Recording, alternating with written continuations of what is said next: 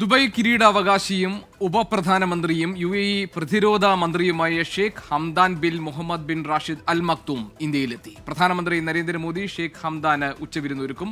Vinitha VG ഡൽഹിയിൽ നിന്ന് വിവരങ്ങൾ നൽകാറുണ്ട്. വിനിത, ദുബായ് കിരീടാവകാശിയുടെ ഇന്ത്യയിലേക്കുള്ള സന്ദർശനത്തിന്റെ ഉദ്ദേശ ലക്ഷ്യങ്ങൾ എന്തൊക്കെയാണ് അദ്ദേഹത്തിന്റെ ഇന്ത്യയിലെ പര്യടനത്തിന്റെ മറ്റു വിശദാംശങ്ങൾ?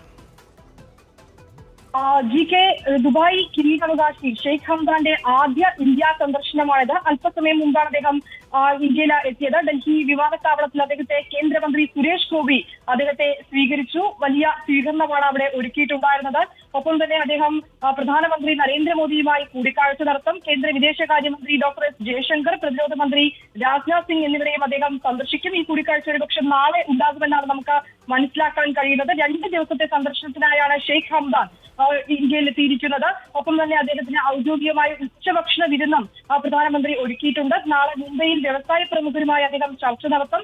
നിലവിൽ ഇന്ത്യയുമായുള്ള മറ്റ് ബന്ധങ്ങളിൽ കൂടുതൽ നയതന്ത്രപരമായിട്ടുള്ള കാര്യങ്ങളിലേക്ക് അടക്കം മറ്റൊരു തലത്തിലേക്ക് എത്തുന്നതിന് ആവശ്യമായിട്ടുള്ള ചർച്ചകൾ കൂടി ഉണ്ടാകുമെന്നാണ് പ്രതീക്ഷിക്കാൻ. വിനിത VG ആണ് വിവരങ്ങൾ നൽകിയത്.